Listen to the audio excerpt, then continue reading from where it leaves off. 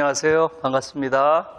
곡성주민 여러분, 오늘 여러분들과 교육 문제에 대해서 같이 이렇게 이야기할 수 있는 기회를 갖게 돼서 너무 반갑게 생각하고요. 지금 코로나 때문에 너무 힘드시죠? 지금 대도시뿐만 아니라 지금 한국 곳곳에서 전국에서 모든 우리 국민들이 다 이 코로나로 인해서 이제는 상당히 좀 지쳐 있는 것 같습니다. 이게 몇 달 지나면 끝날지, 올해가 지나면 끝날지, 이런 기대가 벌써 1년 반 이상 되니까 이제는 너무나 많이 지쳐 계신 것 같아요. 또 우리 의료 관련된 분들, 이런 분들도 이 폭염 속에서 굉장히 힘들어 하시는 것 같고요. 그래서 아무튼 이 코로나가 우리에게 어떤 의미를 주는지, 특히 교육과 관련해서는 우리에게 어떤 생각할 거리를 주는지, 이런 이야기를 오늘 우리 곡성 주민들과 함께 나눠보는 시간을 갖도록 하겠습니다. 지금 저는 포스트 코로나 시대의 교육혁명, 이런 주제로 오늘 이야기를 하려고 하는데요. 무엇보다도 지금 한국의 교육은 지난 100년 동안 과연 어떤 교육이었나 하는 걸 우리가 좀 생각할 필요가 있어요. 교육혁명이란 말이 좀 센 말이죠. 교육을 개혁한다 하는 수준이 아니라, 혁명이란 말을 썼을 때는 왜 혁명이겠어요? 교육이란 걸 아주 근본적으로, 아주 뿌리부터 새롭게 바꾸지 않으면 안 된다라고 하는 어떤 절박함, 이런 것들이 혁명이란 말에 있는 거죠. 왜 그럴까요? 거기에 대한 생각을 좀 하면 좋겠어요.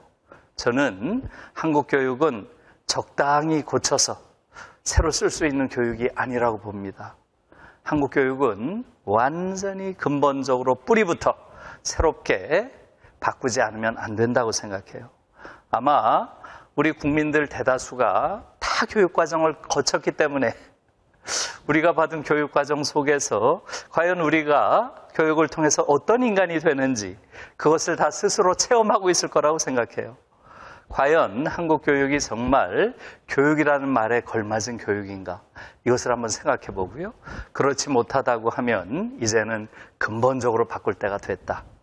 여러분, 지금 대한민국이 이제 상해에서 임시정부가 쓰면서 시작한 지가 얼마가 됐나요? 벌써 100년이 넘었죠. 1919년에 상해 임시정부가 쓰게 되죠. 올해가 2021년이니까 벌써 102년째 들어가고 있죠. 벌써 우리는 한 세기 동안 소위 근대 교육이라는 것을 실시한 그런 나라라고 할 수 있죠. 그런데 여러분 생각해 보세요. 과연 우리가 얼마나 교육다운 교육을 했는가, 그것을 생각해 볼 필요가 있습니다. 여러분 아시다시피 일제 때, 결국은 우리가 1919년부터 보면 일제 때 대체로 한 30년 정도 우리가 일본 제국주의 치하에 있었죠. 그 당시에 교육의 목표는 뭐였나요? 황국 신민을 기르는 걸 교육의 목표라고 했습니다. 그리고 나서 우리가 해방이 됐죠. 해방되고 나서 불행히도 우리는 40년 동안 독재 시대를 거쳤어요. 10년간의 민간 독재, 30년 군사 독재를 거쳤죠. 우리의 현대사를 돌아보면 참 참혹하지요. 그런데 이 40년 동안의 독재 시대의 교육의 목표가 뭐였나요? 여러분 생각해 보세요. 반공투사, 산업전사를 기르는 것을 교육의 목표라고 했습니다. 그리고 나서 마침내 민주화가 됐죠. 벌써 민주화가 된 지 30년이 됐습니다. 민주화가 돼서 이제는 우리 교육이 제대로 된 교육을 펼칠 것이다, 이렇게 기대를 했어요. 그런데 어떤가요? 과연 민주정부는 교육다운 교육을 했나요? 민주정부가 들어서자마자 교육의 목표로 내건 게 뭐였나요? 인적 자원이에요. 인적 자원. 여러분, 그 당시만 해도 인적 자원이란 말이 어떤 새로운 교육의 바람직한 방향이라고 많은 사람들이 생각을 했어요. 왜? 그것이 뭘 뜻하는지 잘 몰랐기 때문에 그렇죠. 그러나 이 인적 자원이라는 것은 뭔가요? 여러분 아시죠? 당시에 교육부의 이름이 인적 자원부라고 했어요. 심지어 교육부의 이름을 인적자원부라고 할 정도로 인적자원이란 말을 당시에 사용을 했었는데요. 이 인적자원이란 말을 오늘날 생각해 보면 어때요? 이것은 누구의 관점에서 인간을 인적자원이라고 부르나요? 인간이 인간을 인적자원이라고 부르나요? 이것은 누구의 관점이에요? 이것은 자본의 관점입니다. 자본의 관점에서 인간은 인적자원, 밖에 있는 자연물은 천연자원, 이렇게 부른 거예요. Natural resources, human resources. 이 말은 뭐예요? 인간을 경멸하는, 그야말로 인간 경멸적인 언어죠. 어떻게 자본의 관점에서 인간을 기르는 것을 교육이라고 부를 수가 있겠어요? 지금 돌아보면 당시 민주정부가 내세운 이러한 교육의 목표라고 하는 것은 인간 경멸적인 잘못된 주장이었던 거예요. 그래서 여러분 한번 다시 생각을 해보세요. 지난 100년 동안의 한국 교육을 돌아보면 일제 때의 황국 신민을 기르는 교육, 그 이후에 해방된 이후 40년 동안 독재 시대에 반공투사, 산업전사를 기르는 교육, 그리고 그 이후에 소위 민주정부 30년 동안은 인적 자원을 기르는 것을 교육이라고 했어요. 여러분 어떻게 생각하십니까? 지난 100년의 교육을 냉정하게 돌아보면 단 한 번도 존엄한 인간, 성숙한 민주주의자, 행복한 자유인을 기르는 교육을 해본 적이 없어요. 이게 무슨 교육이에요? 그래서 어쩌면 지금껏 한국 사회에서 스스로를 존엄한 존재로 자각하는 국민, 성숙한 민주주의자로 스스로를 생각하는 국민, 행복한 자유인으로 생각하는 국민이 한국 사회에 아주 드물다고 하는 것은 바로 잘못된 교육의 결과다. 이렇게 말씀드릴 수 있습니다. 지난 100년 동안의 한국 교육에 있어서는 사실은 교육다운 교육을 해본 적이 없다는 것이죠. 자, 교육다운 교육은 무엇인가? 그것을 한번 같이 생각을 해보죠. 저는 4가지를 길러주는 게 교육다운 교육이라고 생각합니다. 여러분, 근대 교육, 이것은 서구식 교육이 들어오면서 시작됐죠? 네, 서양어로 교육이라는 게 뭡니까? 우리가 다 알다시피 educate라고 부르죠? 예, educate란 말의 원래 뜻이 뭐죠? 에라는 게 밖이란 뜻이고요. duce라는 건 끈다는 뜻이에요. 그래서 educate란 말 자체가 pull out의 의미예요. pull out, 밖으로 끌어낸다. 이게 교육이에요. 그런데 한국 교육을 여러분 생각해 보세요. 한국 교육은 아이들 안에 들어있는 걸 잘 끌어내는 교육인가요? 아니면 밖에 있는 죽은 지식을 쳐넣는 것을 교육이라고 불러요. 이것은 완전히 교육이 아닌 정도가 아니라 반교육입니다. 저는 그래서 한국 교육은 안티-에듀케이션, 에듀케이션에 완전히 반해요. 아이들 안에 들어있는 소양, 성향, 재능, 소질, 거기 천재성도 들어가겠죠. 이런 것들을 잘 관찰해서 교사들이 잘 끄집어내는 educate 하는 것을 교육이라고 불러야 되는데 한국은 관심 없어요. 아이들 안에 뭐가 들어있는지. 그냥 죽은 지식을 많이 외우는 걸 교육이라고 하고 있어요. 지금도 마찬가지입니다. 이게 무슨 교육이에요? 그래서 한국 교육을 받으면 모든 인간들이 독특한 방식으로 자기만의 어떠한 세계로서 가지고 있는 잠재력을 끌어내는 게 아니라 오히려 졸업할 때 되면 12년 동안 한국 교육을 받고 나면 다 똑같은 인간이 돼서 나와요. 원래 가지고 있던 잠재력이나 성향이나 소양이 완전히 사라지고 그냥 연탄 공장에서 연탄 찍어내듯이 거의 똑같은 인간들이 맞박에다가 영어 점수, 수학 점수 몇 점 이거 달고 나오는 거예요. 이게 무슨 교육이에요? 저는 이것을 교육이라고 부를 수 없다고 봐요. 그래서 저는 한국 교육은 교육이 아닌 정도를 넘어서 반교육이다.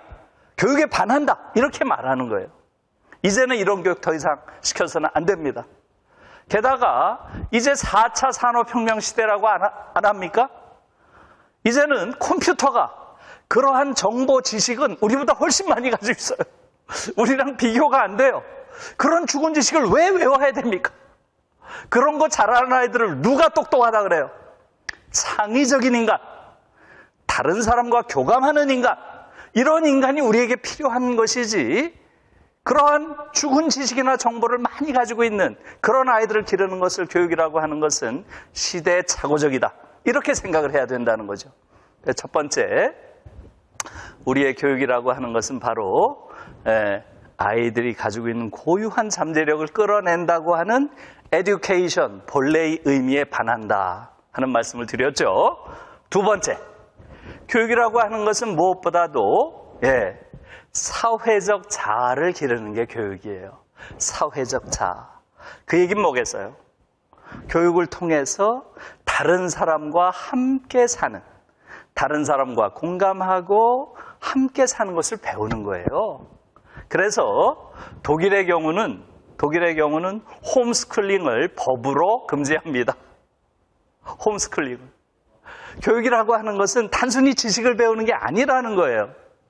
교육은 다른 사람과 함께 살면서 좀 약자는 내가 도와주고 또 강자에게서는 필요한 도움을 받고 서로 공감하고 그러면서 하나의 공동체를 만들어가는 걸 배우는 거죠. 이게 사회적 자아가 되어가는 과정이죠. 그래서 조금 전에 말씀드린 대로 독일의 경우는 홈스쿨링을 하겠다고 하는 사람들을 법적으로 금지해 놨습니다. 그러니까 이 사람들이 위헌 소송을 냈어요. 위헌 소송. 홈스쿨링을 금하는 것은 헌법에서 정하는 개인의 자유에 반한다. 이렇게 냈어요. 그런데 어떻게 됐겠어요? 결론은 헌법재판소에서 홈스쿨링은 교육의 기본 정신에 어긋난다. 금하는 것이 옳다. 이렇게 결론이 났어요. 왜 그렇겠어요? 교육의 기본이라고 하는 것은 다른 사람과 함께 사는 것을 배우는 것. 이것이 가장 중요한 것이지 지식을 배우는 게 아니라는 거예요. 그래서 독일 안에서 홈스쿨링을 하고자 하는 사람들은 홈스쿨링이 가능한 캐나다, 호주 이런 데로 다 이민 갔어요. 여러분, 저는 이것이 옳다고 봐요. 교육이라고 하는 것은 기본적으로 다른 사람과 함께 사는, 즉 사회적 동물로서의 인간의 능력을 함양하는 그러한 과정이어야 된다. 자, 여러분 보세요. 한국 교육을 잘 받으면 사회적 자아가 강해질까요? 한국 교육을 12년 받으면 다른 사람을 이해하고 공감하고 도와주고 하는 인간이 되나요? 아니면 자기밖에 모르는 인간이 되나요? 교육을 받으면 받을수록 이기적인 인간이 되나요? 아니면 이타적인 인간이 되나요? 한국 교육은 완전히 잘못된 교육이라는 게 바로 사회적 자아와 관련해서도 나타나요. 한국 교육을 받으면 받을수록 자기밖에 모르는 그러한 인간이 되는 거예요. 이것은 제가 조금 있다가 집중적으로 이야기할 거예요. 한국 교육에서 잘 살아남은 아이들, 소위 전교 1등이라고 하는 그러한 그룹의 아이들은 턱없이 오만한 자로, 예외 없이 턱없이 오만한 자가 된다고 하는 것. 그리고 대다수의 아이들이 이러한 경쟁 교육 속에서 패배자로서 스스로를 인식하는, 평생 열등감을 내면화하는 그러한 인간으로 살아가는 이러한 교육. 이것은 뭐예요? 바로 한국 교육은 사회적 자아를 길러줘야 된다고 하는 교육의 기본적인 목표에 너무나 반한다는 거죠. 극단적인 개인주의자들을 길러내는 이런 교육, 이것은 근본적으로 잘못됐고 이젠 바꿔야 된다는 거죠. 세 번째, 교육의 가장 중요한, 어쩌면 민주사회에서 교육이 해야 될 가장 중요한 일은 바로 강한 자아를 기르는 거예요. 강한 자. 여러분, 독일의 철학자 중에 테오도르 아도르노라고 하는 그러한 철학자가 있습니다. 테오도르 아도르노. 아마 여러분들이 잘 못 들어보셨을 거예요. 여러분들이 아마 에릭 프롬이라고 하는 독일 철학자는 들어보신 분이 꽤 있을 거예요. 에릭 프롬, 사랑의 기술, 자유로부터의 도피, 소유냐 존재냐, 이런 책들이 한국에서 굉장히 많이 읽혔죠. 한국에서 꽤 알려져 있는 그러한 사상가인데, 그에 반해서 테오도르 아도르노라고 하는 사상가는 한국에선 그다지 많이 알려지진 않았어요. 그러나 독일에서는 가장 중요한 사상가를, 현대 독일의 사상가 중에서 한 명만 뽑으라 그러면 많은 독일인들이 아도르노를 뽑습니다. 그래서 이 아도르노의 정신에 의해서 새로운 독일이 탄생했다. 이렇게까지 말을 해요. 정말 대단한, 그 철학자에게는 대단한 찬사죠? 오늘날의 새로운 독일은 아도르노의 정신에서 탄생했다. 이렇게까지 얘기를 해요. 대단한 찬사죠. 이 아도르노가 실제로 그런 역할을 했다고 저도 생각합니다. 아도르노의 정신에 의해서 지금 우리가 보는 새로운 독일이 탄생한 거예요. 그런데 이 아도르노는 이렇게 얘기를 했어요. 여러분 생각해 보세요. 이런 말을 했습니다. 민주주의의 최대 적은 무엇이다? 이렇게 얘기를 했어요. 민주주의의 최대 적은 무엇이다? 이 무엇이 뭐겠어요, 여러분? 여러분은 민주주의의 최대의 적이 뭐라고 생각하세요? 뭐라고 생각하세요? 아도르노는 이렇게 얘기를 했어요. 민주주의의 최대 적은 약한 자다. 이렇게 얘기했어요. 약한 자. 정말 놀라운 말이에요. 저는 이 아도르노의 이 말을 어느 책에서 읽고 그야말로 눈이 뜨이는 듯한 개안의 충격을 제가 받았다. 어디다 그렇게 썼어요. 눈이 뜨이는 듯한 그런 충격을 받았어요. 저는 민주주의의 최대 적이 전두환인 줄 알았어요. 저는 민주주의 최대 적이 박정희인 줄 알았어요. 그 밖에 있는 독재자를 우리는 적이라고 생각했잖아요. 아니라는 거예요. 그거보다 더 큰 적은 바로 너 자신이라는 거예요. 너 자신. 그러니까 놀라운 말이죠. 네 자신 안에 있는 너무나 약한 자. 그것 때문에 민주주의가 안 되는 거야. 이런 말이죠. 제가 그 말을 듣고 정말 충격을 받았습니다. 여러분은 어때요? 완전히 시각이 180도 바뀐 거죠. 너 자신이야말로 민주주의의 가장 큰 적이야. 네 속에 너무나 약한 자아를 가지고 있기 때문에 민주주의가 안 되는 거야. 이런 말이잖아요. 이게 정말 놀라운 말이고, 이것이 오늘날 독일의 민주주의를 세계에서 가장 성숙한 민주주의로 만든 근본적인 요인이에요. 아도르노의 이 말에 따라서, 이 말은 뭐겠어요, 여러분? 지금 한국 사회에서 어때요? 우리가 대통령은 광장에서 비판할 수 있죠? 그런데 회사에서 사장 비판할 수 있어요? 사장 비판할 수 있어요? 못하죠. 우리는 광장의 민주주의는 이루어져 있지만 일상의 민주주의는 아직 안 돼 있는 거예요. 다시 말하면 광장에서 대통령이 잘못한 걸 막 외치면서 비판할 수 있지만 집에 가서는 어떻게 돼요? 집에 가는 동안에 광장에서 막 민주주의 외치다가 집에 가면서 변신을 하죠. 변신을. 집에 가서는 완전히 가부장적인 아버지가 되고, 그 다음날 또 학교에 가서는 아이들을 막 쥐잡듯이 들볶는 그런 권위주의적인 교사가 되고, 또 회사에 가서는 갑질을 일삼는 그런 상사가 돼요. 그러면 민주주의는 어디서 해요? 그래서 이 민주주의라고 하는 것은 사실은 그 공동체 구성원 모두가 강한 자아를 가진 그런 사람이 되어야 정치민주화뿐만 아니라 사회민주화도 되고 경제민주화도 되고 문화민주화도 되는 것이다. 이런 말이죠. 조금 이해를 하셨죠? 그래서 정말로 민주주의가 성숙한 민주주의가 되려면 어떻게 해야 돼요? 강한 자아를 가진 그러한 구성원들을 길러내야 된다는 거죠. 그러면 민주주의의 가장 중요한 영역이 어디가 돼요?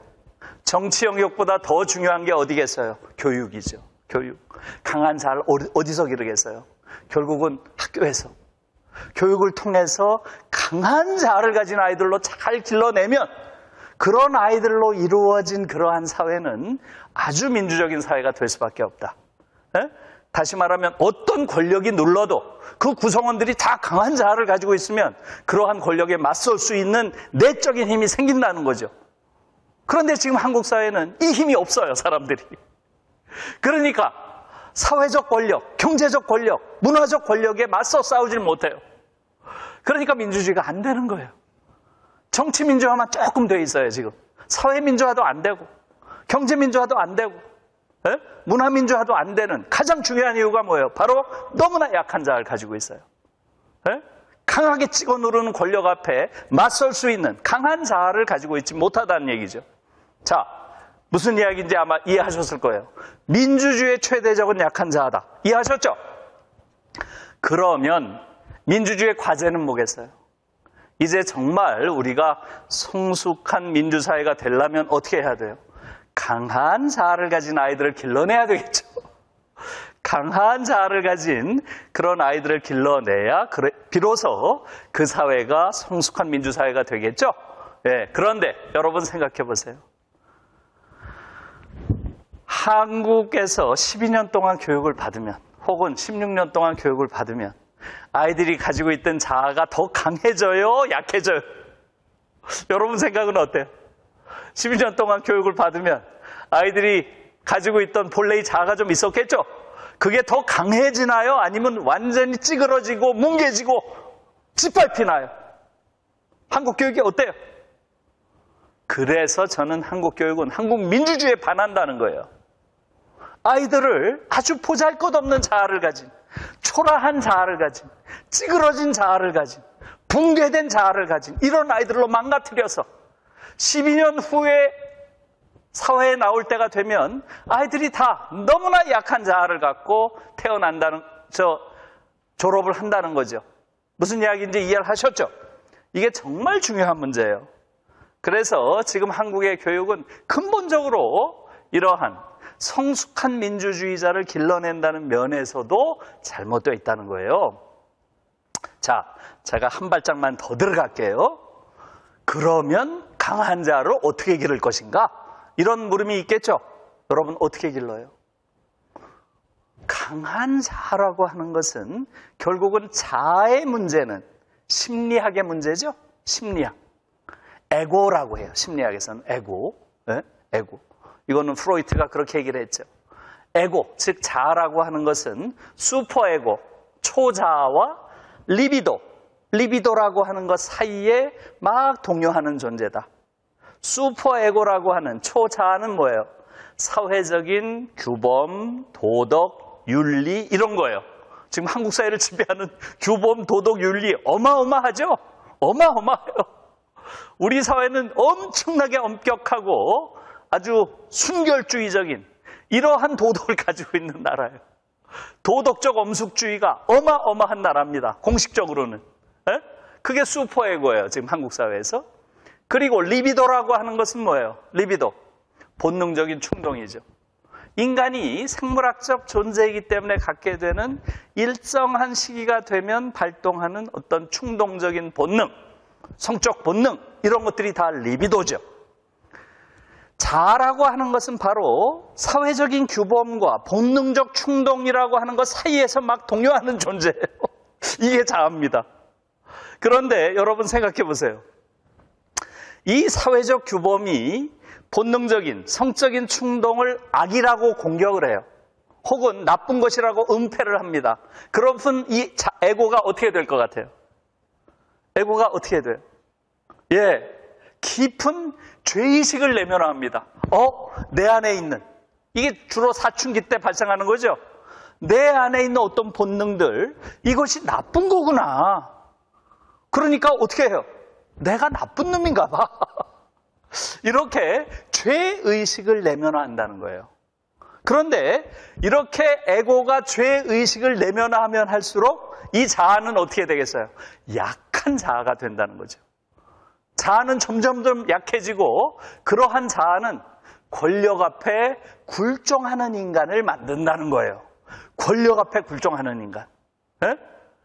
바로 이러한 인간을 학문적으로 말하면 권위주의적 성격이라고 불러요. 권위주의적 성격. 오소리테리안 캐릭터.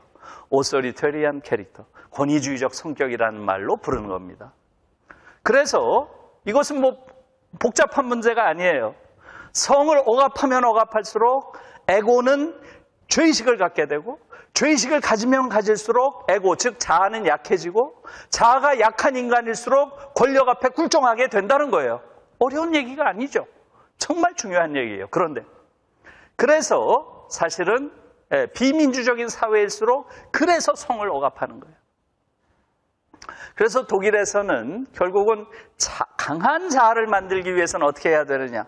성에 대해서 올바른 관점을 가져야 된다는 거예요. 그래서 성교육이 가장 중요한 정치교육이다 이렇게 불러요. 독일에선. 성교육이 가장 중요한 정치교육이다. 성교육이 가장 중요한 민주주의 교육이다 이렇게 부르는 이유예요. 성교육을 통해서 강한 자아를 만들어줘야 되고 그런 강한 자아를 길러줘야 그 아이들이 나중에 이 사회에서 성숙한 민주주의자로서 불이한 억압에 저항하는 그러한 힘이 생긴다는 거예요. 굴종하는 인간이 안 된다는 거예요. 정말 중요한 얘기죠. 여러분, 그래서 독일의 경우는 초등학교 3학년 때부터 아주 조직적인, 체계적인 성교육을 하는 겁니다. 여러분, 지금 그렇기 때문에 독일의 성교육은 제1원리가 뭐겠어요? 성교육의 제1원리가 바로 절대로 성과 관련해서 윤리적으로 공격해서는 안 된다는 거예요. 윤리적, 도덕적으로 저건 윤리적으로 나쁜 거야. 이런 식으로 성에 대해서 말해서는 안 된다는 거예요. 놀라운 이야기죠. 그 대신 성이라고 하는 것은 뭐예요? 성이라고 하는 것은 생명에 관계되고 또 인권에 관련된 가장 중요한 영역이죠. 그렇기 때문에 강한 책임의식을 갖도록 가르쳐야 된다는 거예요. 강한 책임의식. 이게 이제 독일 성교육의 기본 원리입니다. 절대로 죄의식을 갖도록 가르쳐서는 안 되고 강한 책임의식을 갖도록 가르쳐야 된다. 정말 중요한 얘기예요. 그래서 이 아이들은 성과 관련해서 죄의식 같은 아이들 없어요. 독일 아이들은. 우리 아이들은 99%가 성과 관련해서 죄의식을 가지고 있죠. 왜? 자기 안에 있는 걸 자꾸 악이라고 하니까. 아이고, 내가 어떤 악을 가지고 있구나. 이렇게 생각할 수밖에 없어요. 그렇잖아요. 우리도 다 그러면서 컸죠. 에? 자기 안에 있는 그런 리비도를 악이라고 생각하면서 큰 거예요. 그러다 보니까 우리도 모르게 자아가 약해진 거죠. 그러다 보니까 우리도 모르게 부당한 권력 앞에 저항할 능력을 잃어버린 거예요. 놀라운 이야기죠. 이걸 잘 생각해야 돼요. 그래서 성교육이 가장 중요한 정치교육이에요. 저는 그래서 지금 한국 사회에서도 성교육 거의 안 하잖아요. 이거 정말 잘못된 거예요.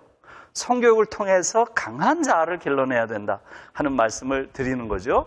그래서 실제로 제가 최근에 한국 성학회라는 거 있어요. 여러분 들어봤어요? 성학회. 저도 처음 들어봤어요, 사실은. 한국 성학회라는 데 가서 기조 강연을 했어요. 몇 달 전에. 제가 성교육이 가장 중요한 정치교육이다. 이런 주제로 했어요. 그러니까 성교육이 민주시민을 기른다. 이런 주제로 했어요. 성교육이 민주시민을 기른다.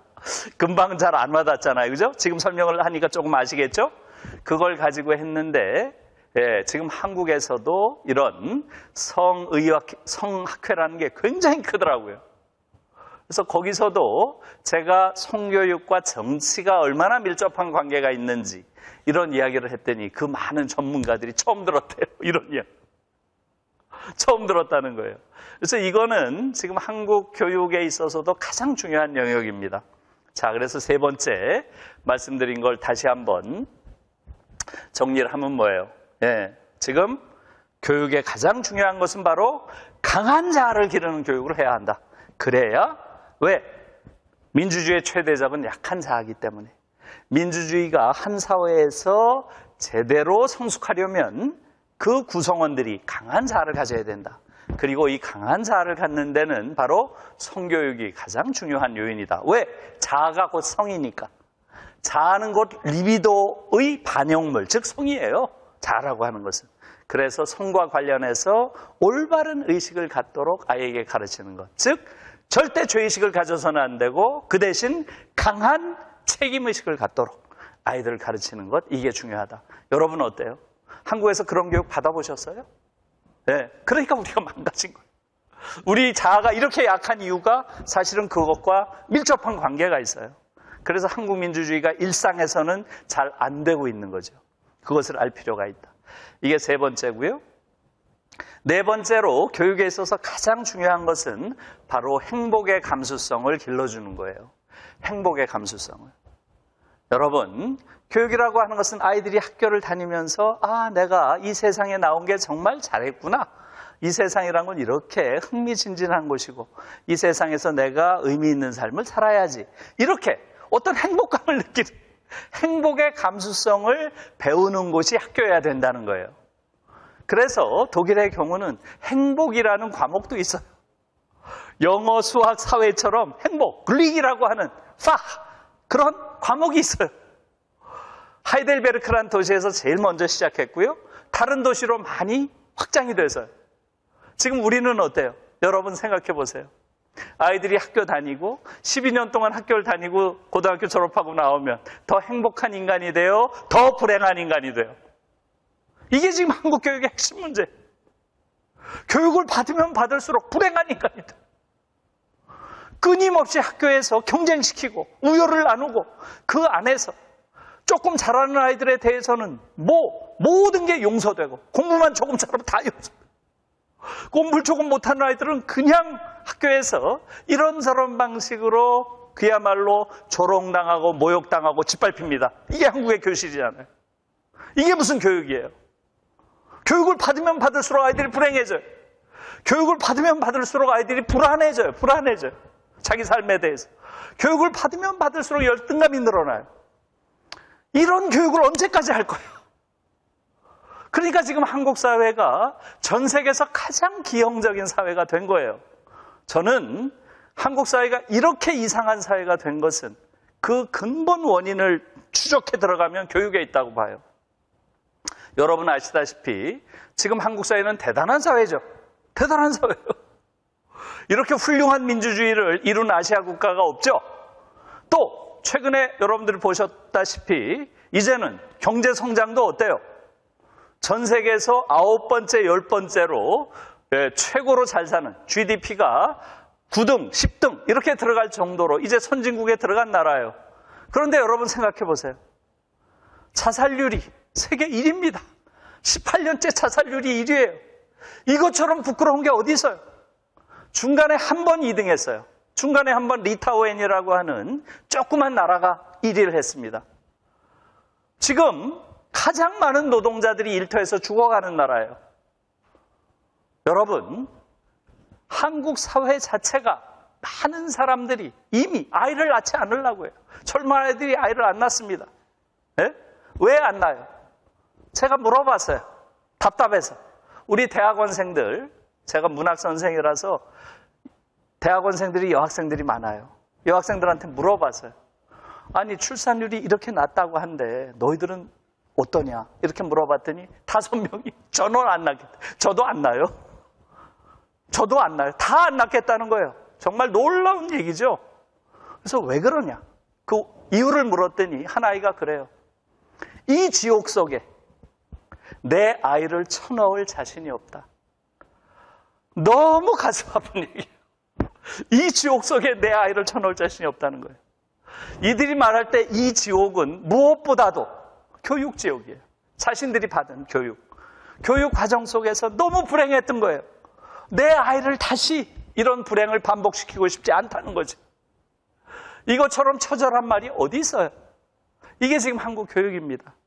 그래서 지금 한국 사회의 불행, 한국 사회를 지금 휘감고 있는 이 엄청난 불행, 그것은 바로 자살률에서 극명하게 보여주고 있죠. 이 불행의 뿌리를 우리가 쫓아가 보면 그 중에 가장 중요한 근원 중에 하나가 불행의 근원이 바로 교육이라는 거죠. 그래서 이제는 이런 교육은 바꿔야 된다 하는 게 제가 주장한 것이고요. 그래서 제가 지금 이 오늘 강연의 주제로 삼은 메리토크라시에서 디그노크라시라고 하는 말이 바로 그 말이에요. 여러분, 메리토크라시란 말을 요즘에 가장 많이 씁니다. 이게 뭐냐 하면 메리트라는 말이 어떤 장점 또는 어떤 능력 이런 뜻이죠. 그래서 메리토크라시 하면 어떠한 능력의 지배 이런 뜻이라서 보통은 능력주의 이렇게 부릅니다. 능력주의. 디그노크라시란 말은 디그니티란 건 존엄이에요. 존엄. 디그노크라시 하면 존엄주의쯤 되겠죠? 존엄주의, 능력주의에서 존엄주의로 이런 말이에요. 저는 지금까지 한국 교육이라고 하는 것은 계속 어때요? 아이들의 능력이라고 하는 이름으로 끊임없이 그러한 지식을 달달달달 외우는 거, 그런 걸 많이 하는 아이들 똑똑하다 그러고 그것을 그냥 아이들 머릿속에 쳐넣는 것을 교육이라고 해왔어요. 그리고 유능한, 지난 100년 동안 우리가 교육의 목표가 조금씩 달랐지만 거기에 일관된 원리는 바로 능력주의예요. 일제 때는 뭐예요? 유능한 황국신민. 그 다음에 독재시대에는 유능한 반공투사 산업전사. 그 다음에 소위 민주시대에는 어때요? 유능한 인적자원. 그렇죠. 이 유능성이라고 하는 것, 이 능력주의라고 하는 것은 지난 100년의 한국 교육을 지배한 일관된 원리예요. 메리토크라시. 더 이상 이렇게 가면 안 된다는 거예요. 이제는 아이들 하나하나의 존엄성에 주목해야 된다는 거죠. 아이들 하나하나가 얼마나 귀한 존재인지, 그 아이들이 가지고 있는 잠재력을 끌어내는 것. 그게 바로 아까 에듀케이션. 그죠? 또 그 아이들이 다른 아이들과 서로 공감하면서 평화롭게 살 수 있는 그런 사회를 만드는 것. 사회적 자아. 또 그 아이들이 강한 자아를 가지고 그렇게 당당하게 불의에 맞설 수 있는 그런 강한 인간을 만들어주는 것. 그리고 그 아이들이 행복의 감수성을 몸으로 체현하고 있는 그러한 자유인으로 만들어주는 것. 이게 교육인 거예요. 그것을 저는 디그노크라시라고 부르는 거죠. 이것은 한국 교육을 완전히 새롭게 시작하지 않으면 안 된다는 말이에요. 제가 이 이야기를 지난번에 총리 공관에서 이 이야기를 그대로 강연을 했습니다. 한국 교육은 메리토크라시가 망쳤다. 능력주의 교육이. 이제는 디그노크라시, 존엄주의 교육으로 근본적으로 바꿔야 된다. 이렇게 얘기를 했어요. 그 자리에 당시 정세균 총리가 유은혜 교육부 장관을 배석시켜 놨더라고요. 그래서 제가 좀 세게 더 이야기를 한 거예요. 교육부가 좀 정신 차려라. 이제 근본적으로 새로운 교육을 해야 된다. 이랬더니 제가 나중에 들은 바로는 유은혜 장관이 김 교수가 한 말에 대해서 내가 근본적으로 동의한다. 이랬대요. 제가 깜짝 놀랐어요. 저는 제 말에 전혀 반발할 줄 알았거든요. 근본적인 정신은 내가 공감한다. 그러나 경로에 대해서 고민하고 있다. 경로. 어떤 경로로 그런 디그노크라시의 교육을 이룰 것인가. 이런 이야기를 했다는 거죠. 자, 그래서 이 책이에요. 이 책. 여러분, 제가 지금 주장하는 메리토크라시에서 디그노크라시로 저는 그렇게 지난 1년 반 전부터 계속 주장을 해왔어요. 능력주의 교육은 이제 더 이상 안 된다. 이제는 존엄주의 교육으로 전환해야 된다. 모든 아이들의 존엄성을 중심에 두는 교육이 돼야 된다. 이렇게 주장을 했다는 거죠. 그런데 이거 보세요. 제가 최근에 너무너무 놀랐어요. 여러분, 마이클 샌델 교수라고 아시죠? 마이클 샌델 교수. 지금 한국에서는 지난번에 정의란 무엇인가? 정의란 무엇인가? 이 책으로 아주 한국 사회에서 큰 주목을 받았던 그러한 교수죠. 하버드 대학에서 정치 철학을 가르치는 교수입니다. 이 마이클 샌델 교수가 몇 달 전에 이 책을 냈어요. 제가 이 책을 읽어보고 너무너무 놀랐어요. 100% 저와 똑같은 얘기를 하고 있어요. 지금 미국 사회를 망친 게 메리토크라시라는 거예요. 능력주의. 지금 미국 사회를 이렇게 야만적인 사회로 만든 것은 바로 다름 아닌 메리토크라시, 능력주의다. 이제는 이것을 바꿔야 된다. 이렇게 주장을 하고 있어서 제가 너무너무 놀랐습니다. 그래서 사실은 저는 이 책이 너무 훌륭한 책이라고 생각을 해서 여러분들이 이 책을 꼭 읽어보시기를 강력하게 권합니다. 제가 책을 이렇게 꼭 읽어보라고 권해본 적이 별로 없는데 이 책은 제가 그야말로 감명을 받고 매료됐어요. 정말 훌륭한 책입니다. 제가 가지고 있는 문제의식과 100% 똑같은 그러한 문제의식에서 쓴 책이고요. 저보다 훨씬 더 빼어난 통찰력을 가지고 있고 훨씬 더 아주 정치한 그러한 논리 또 풍부한 자료를 가지고 이러한 왜 능력주의가 문제가 되는지를 이야기하고 있어요. 그래서 여러분 우리나라에서는 공정하다는 착각 이런 제목으로 돼 있죠. 그런데 사실은 제목 번역을 조금 잘못했어요. 제가 보기에는. 원래 제목을 그대로 쓰는 게 좋았어요. 원래 제목은 The Tyranny of Merit예요. The Tyranny of Merit. 그러니까 우리말로 하면 능력의 폭정이란 뜻이에요. 능력의 폭정. 능력의 폭정. 우리말로 조금 의역을 하면 능력주의는 폭군이다. 타이런 하면 여러분 서양에서는 타이런 하면 제일 먼저 떠올리는 사람이 누구겠어요? 로마의 황제였던 네로예요. 네로 황제. 완전히 로마를 산산조각으로 파괴해 놓은 인물이죠. 바로 그런 의미예요. 능력주의가 한 사회를 완전히 파괴하는 폭군이라는 거예요. 정말 놀라운 책이에요. 능력주의야말로 한 사회의 모든 가치를 파괴하는 폭군이다. 이런 주장을 이 책에서 하고 있습니다. 그래서 오늘날 미국 사회가 여러분 보았듯이 어때요? 여러분 아마 너무 놀랬죠? 트럼프라는 대통령에 의해서 또 코로나에 의해서 우리가 미국의 민낯을 보게 됐어요. 미국의 민낯을 보고 가장 놀란 게 아마 한국 사람들일 거예요. 한국 사람들은 미국에 대해서 비교적 아주 긍정적인 이미지를 가지고 있는 그러한 국민들이잖아요. 그런데 미국 보니까 어때요? 이렇게 야만적인지 몰랐던 거죠. 그걸 보고 너무나 놀랐는데 그것은 한국인만 그렇게 놀란 게 아닌 거예요. 샌델 교수도 놀란 거예요. 어떻게 미국 사회가 이렇게까지 야만적일 수 있는가? 그것을 보고서 거기에 대한 정치 철학자로서 분석을 한 게 이 책입니다. 그런데 이분의 결론은 뭐예요? 미국 사회가 이렇게 야만적인 사회가 된 것은 그 뿌리를 거슬러 올라가면 바로 교육에 문제가 있고 그 교육의 핵심 문제는 바로 능력주의 교육에 문제가 있다라고 하는 것을 샌델 교수가 이야기하고 있는 겁니다. 정말 놀라운 거죠. 이 샌델 교수의 이야기를 조금 더 간략하게 조금 더 말씀을 드려야 될 것 같아요. 그것은 뭐냐면 왜 능력주의가 폭군인가? 이게 이해가 안 가잖아요. 여러분들 다 한국인들 거의 대다수가 능력주의에 대해서 좋게 생각해요. 그렇죠? 능력주의가 뭐겠어요? 결국은 이 세상에 있는 부와 권력이라고 하는 것은 각 개인이 가지고 있는 능력에 따라서 분배되어야 된다. 이렇게 생각하는 게 능력주의예요. 그래서 열심히 공부해서 한국에서 스카이 가가지고 그 다음에 판검사 되고 의사 되고 이렇게 되는 게 바로 좋은 것이다. 그게 바로 능력주의. 그런데 그걸 지금 뒤집는 거니까 너무 놀라운 이야기죠. 왜 능력주의가 폭군인가 하는 거죠. 왜 폭군이겠어요? 능력주의가 한 사회의 가치를 산산이 파괴했다는 이야기예요. 그래서 그것은 이해가 잘 안 가죠. 그것만 간단히 설명하고 일부 이야기를 끝낼게요. 능력주의가 파괴하는 게 뭐겠습니까, 여러분? 네, 바로 사회 공동체의 가치, 그 중에서도 커먼 굿이라는 거예요. 공공선, 커먼 굿, 공공선이라는 걸 다 파괴한다는 거지.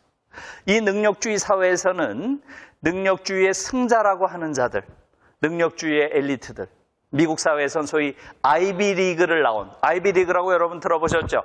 우리 스카이처럼 하버드, 예일, 스탠포드, 프린스턴 이런 미국의 명문 사립대학들, 이게 대체로 동부 지역에 몰려 있어요. 동부 지역에 있는 명문 사학들을 아이비리그라 그래요. 여기 나온 엘리트들, 그들이 미국 사회에서 어떻게 되나요? 그들이 보이는 태도는 지금 여기서 샌델 교수는 휴브리스라는 개념으로 설명을 하고 있어요. 휴브리스, 오만. 오만이란 말로 이야기를 하고 있어요. 너무너무 오만한 엘리트들을 길러냈다는 거예요. 그리고 거기서 패배자들, 대다수의 미국 사회의 그러한 엘리트가 되지 못한 능력주의 사회의 99%가 패배자들이죠. 능력주의 사회는 승자와 패배자를 만들어내죠. 99%의 패배자들은 엄청난 굴욕감, humility라는 표현을 써요. humility, 굴욕감을 가지고 산다는 거예요. 그러니까 미국 사회를 승자의 오만과 패자의 굴욕감으로 찢겨진 사회로 만들어놨다는 거예요. 여기에 대한 분노가 트럼프라고 하는 괴물을 키웠다는 거예요. 특히 미국에서 소위 공업지대에서 실업자, 비정규직 이런 미국 사회에서 완전히 패자, 루저로 몰려있던 이러한 노동자들, 이 노동자들이 트럼프를 찍은 이유는 바로 능력주의 사회가 만들어 놓은 이러한 분열의 결과라는 거예요. 여러분 아시다시피 미국에서는 어때요? 공화당은 대체로 기업가들이 선호하고요. 노동자들은 민주당을 찍는다는 거 아시죠? 그런데 트럼프가 될 때는 완전히 바뀐 거예요. 거의 70%가 되는 노동자들이 특히 러스트벨트라고 한 녹슨지대란 뜻이죠. 예, 거기서 누굴 찍었어요? 트럼프를 찍은 거예요. 이것을 지금 샌델 교수는 이런 식으로 분석을 하고 있어요. 예, 능력주의 사회에서 특히 백인 저학력 노동자들이 가진 그러한 굴욕감과 분노가 계급적 증오보다 더 컸다. 계급적 증오보다 더 컸다. 이렇게 평가를 해요. 놀라운 분석이죠. 이게 바로 능력주의 사회가 사회를 갈갈이 찢어놓는다는 것이고요. 두 번째로 능력주의 사회가 망가뜨린 가치는 바로 노동의 존엄이라는 표현을 써요. 노동의 존엄. 예? 그 이전에는 모든 사회적 노동은 나름대로 다 사회적 가치를 부여받고 있었다는 거죠. 그런데 이게 능력주의 사회로 되니까 사회적으로 아주 꼭 필요하지만 힘든 일들, 이 일들은 그 자체로 그 노동이 가지고 있는 가치로 평가되는 게 아니라 저것은 루저들이 하는 일, 능력이 없는 자들이 하는 일로 폄하된다는 거예요. 정말 어처구니 없는 이야기죠. 그게 한국 사회도 그대로 적용되고 있죠. 이것이 바로 샌델 교수가 이야기를 하고 있는 겁니다. 자, 그럼에도 불구하고 여러분은 어떻게 생각해요? 그럼에도 불구하고 그래도 능력주의 사회에 그런 사다리를 통해서 사회적 상승 가능성이 있는 거 아니냐 이렇게 생각하죠? 그런가요? 거기에 대해서 샌델 교수는 그거 환상이야? 그거 없어. 더 이상. 이렇게 이야기를 하고 있어요.